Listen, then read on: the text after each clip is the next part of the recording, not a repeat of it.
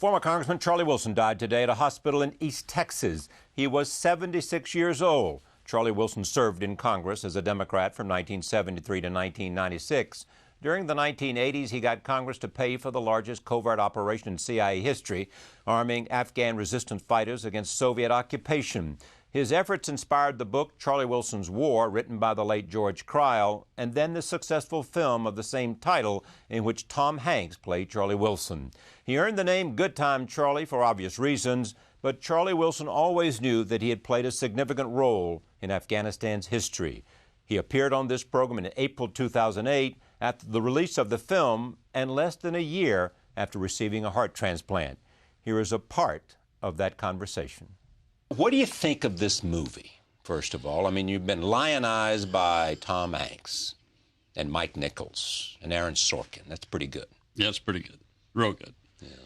I love the movie, and I felt that it was a very loyal to the book, and I felt that they got all of the important parts that George would have wanted. They got into it, and I was, of course, thrilled that Tom Hanks played me, and there just wasn't anything wrong with it. Right. Mike Nichols was great and funny, and you know.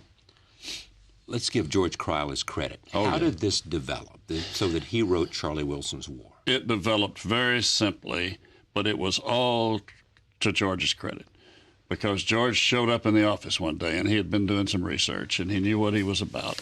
And he showed up in the office one day, and he wanted to do a 60 Minutes piece. Well, any congressman doesn't want a 60 Minutes piece done, and especially me. And I didn't know what the thrust of it would be, but I didn't want to take any chances. All the same, George, are things I don't want you to know about. Let's just not do this. That's right. But George persisted, of course, as you would expect, and he finally persuaded me that he was going to be a straight shooter and that he was going to be the producer. Yeah. And so I said, okay. Then the 60 Minutes piece is history, then the book is history, and the movie is history. But I owe George a whole lot, because without George, this story would have never been told. George obviously came on this program to talk about the book, but he did not live to see. Tragically died of cancer, which killed him quickly after he was discovered. Yeah. What caused you to do this? I despise the Soviet Union, and I despise communism, and I despise bullies. And when the Soviet Union hurled the 40th Army on the what they thought were helpless people, they hadn't read too much history, but what they thought were helpless people, it just totally outraged me.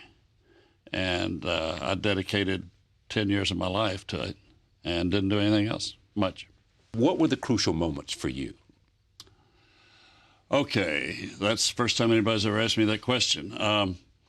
There were three, if I can now remember them. Okay.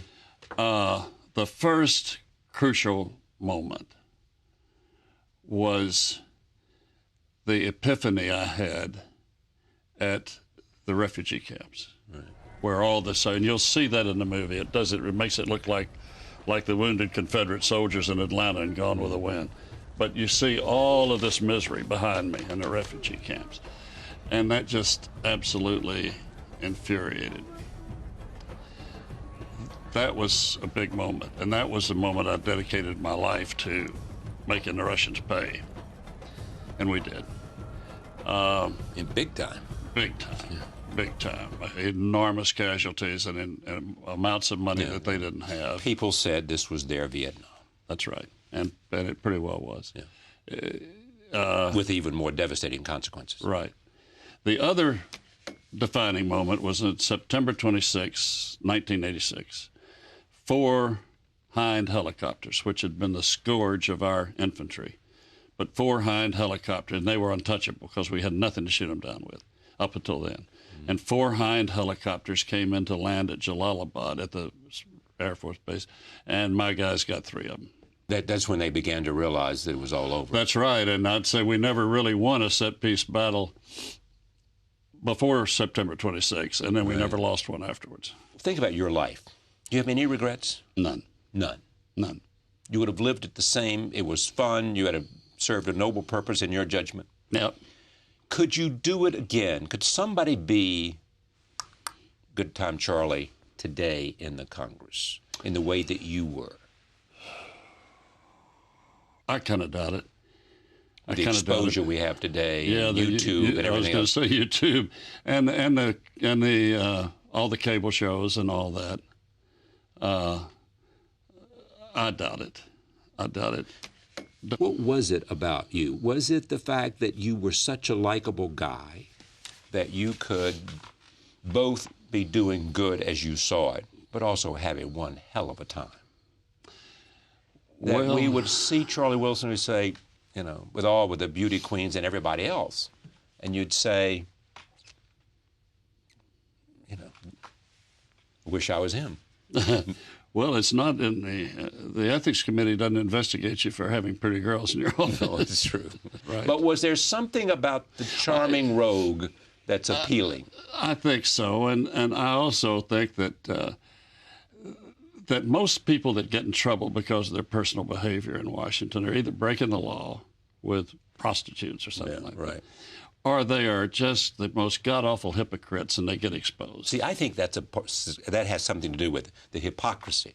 Yeah. You know, it's hypocrisy, people who are gay and who vote against gay rights, all Right. that kind of stuff. Hate We've those seen guys. a lot of that. That's right. You know, or they're Bible-toting Christians and they're showing up with prostitutes. That's right. But people in my district would just say, "Oh, that's just Charlie," you know, and I'd come home and admit to all my sins. Yeah. And not. Well, you wouldn't have to confess. You would just That's let right. them imagine. That's right. And I used to say, and George actually coined this phrase. He said, Charlie doesn't represent those people. He entertains them. That's a great line. That's right. How's your health? It's doing much better. I had a heart transplant exactly 6 months ago. It takes a year to reach a reasonable full recovery, but I've kind of turned a corner and I'm regaining my energy and my strength, but I still have a certain amount of clumsiness and things like that go with that kind of trauma. And what's the prognosis? The prognosis is good. The prognosis, I believe I bought myself 15 or 20 years. You have to take all kinds of anti-immune drugs. Exactly. You know, that's no problem, though. No. So your life today is what? My life today is basically very quiet in Lufkin, Texas, population 35,000, and I make a few speeches. So we can say at this stage of Charlie Wilson's life, it's been good, it's been fun, we made our contribution. That's right. And we continue to enjoy. That's right. We plead guilty to all accusations, and to hell with you.